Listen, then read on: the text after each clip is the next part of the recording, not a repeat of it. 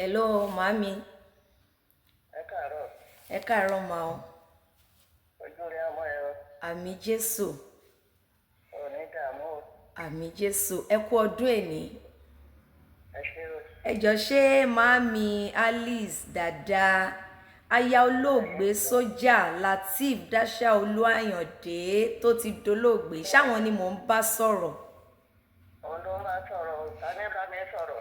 Ṣé ọmọ bàbá mi Afọláyan tí ò sí nílé ayé mọ́ ni mò ń bá sọ̀rọ̀?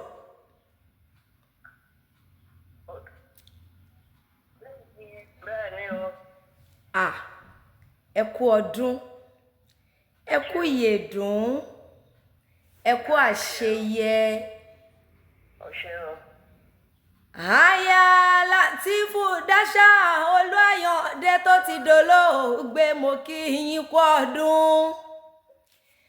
Abiyamọ níjọ́ Ògúnlé, abiyamọ níjọ́ Mùkúlùmù kẹ̀ǹkẹ̀, abiyamọ nígbòjò, abiyamọ nígbẹ̀rùn, abiyamọ tí mo jọmọ rẹ̀ lẹ́nu bí iṣu. Ọkú ọdún o.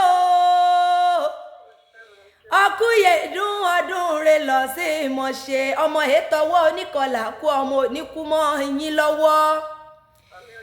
Ẹ kú ọdún ẹ kú àṣeyẹ òní níre là sọ̀rọ̀ àtàrẹ ire owó ire ọmọ ire àlàáfíà kó bá yín gbé ẹ nídàgbàyà lágbára Elédùmarè ọba.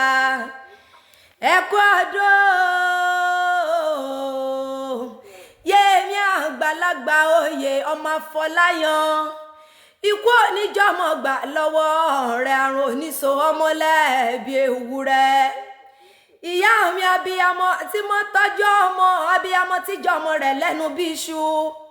Àwọn ọmọ náà rán mi wá o wọ́n ní kí n yín ní méje mẹ́jọ wọ́n ní kí n yín bọ́n tí kọ́ba aládé Alice wọ́n ní kí n yín bọ́n tí kì í joyè láàfin wọ́n lẹ́ jábìyamọ gidi. Wọ́n ní àwọn kówó rẹ̀ wù kò kówó ra bàtà ó fowó tọ́jú ọmọ ni. Iṣu ọmọ ti jìnnà lágbára Elédùmarè kò ní jó yín lẹ́nu. Aya ọmọ nílé yín jáde ikú olójijì oníjọ́mọ gbà lọ́wọ́ ẹ̀yin. Aya Lateef Dáṣà Olúàyàndé kọ́lọ́hún ó dẹ̀lẹ̀ fẹ́yàn rẹ̀ lágbára Ọlọ́run ọba. Màámi o Alice dáadáa ẹ má má bínú pé mo bá yín láyé mo pè yín lókọ náà pẹ́ nílá. Lókọ là ń pe Jésù Kristi lónìí wọ́n mọ̀ pé ọ ní gbèjègbèjọ ọmọ Afọláyan o.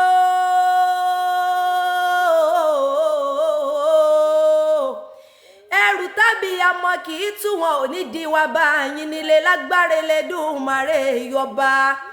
Ọ̀tọ̀ ní ká wáyé ọ̀tọ̀ ní ká ráyé gbé ẹ ti wáyé ẹ ti ráyé gbé ẹ ti rógòlò ẹ ní kánjú kú. Ayé òní bọ́ bàtà ọ̀fọ̀ sẹ́nu ọ̀nà yín lágbára Elédùmarè ọba. Ẹ ti ṣọdún eléyìí ká tún ṣe tẹ̀mí tọmọtọmọ ní ire owó ire ọmọ ire àìtètè níkú tí ṣe balẹ̀ ọ̀rọ̀. Màámi o àgbófọwọ́ páwú àdàgbà fẹ́rìgì jóbi ní fọ̀pátọ̀lẹ̀ níbù ìjẹran ní káwọlé rí sọkún ní fìgbà kankan sọmọnù láàrin wa. Àsìkò rẹ tí wàá dùn yí Elédùmarè oníjó kan láéláé. Òlé ọmọ onígbàdùn rárá o. Orílẹ̀ ọ̀hún ṣe borílẹ̀ bàbá tó bí ọlọ́mọ ni. Ọmọ onígbàdùn rárá ọmọ jùmọ̀ odò ọmọ lọ́ni gbọ́ràn ọmọ lọ́ni gbọ́kọ̀ yẹ́rìyẹ́rì ọmọ onígbàdùn rárá mọ́ gbọ́dọ̀dọ̀ ohun ẹnu mi. Ìkẹ́dùn aya kì í gbọ́dọ̀ gé aya dákun wọn dágọ́jọ̀gọ́jọ onílò oníjẹ́ ẹni abẹ lọ́wẹ̀. Màámi ọmọ Afọláyan o ẹ ti wá ṣọdún eléyìí èmi kò ní bá yín nínú sàré lágbára Elédùmarè ọba. Ẹ ti bọ́jọ́ yọ lónìí ọjọ́ yọ bórùn ń bá wọlé ní bórùn wọlé ire gbogbo kó mọ̀ bọ̀ lọ́dọ̀ ẹ̀yin. Àwọn ọmọ náà ní wọn kí yóò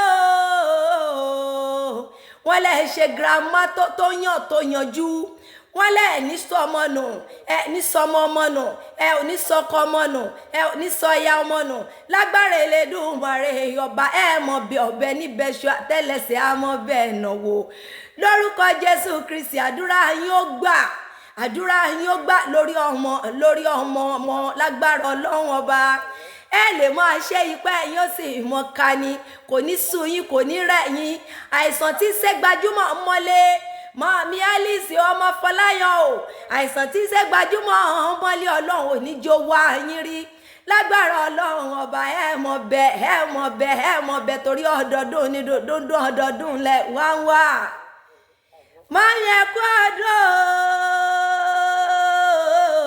ẹ kú yèdún ọdún rẹ lẹ́mọ̀ ṣe ẹ nífẹ̀ẹ́ eléyìí ṣàṣe wọn lágbára ọlọ́run ọba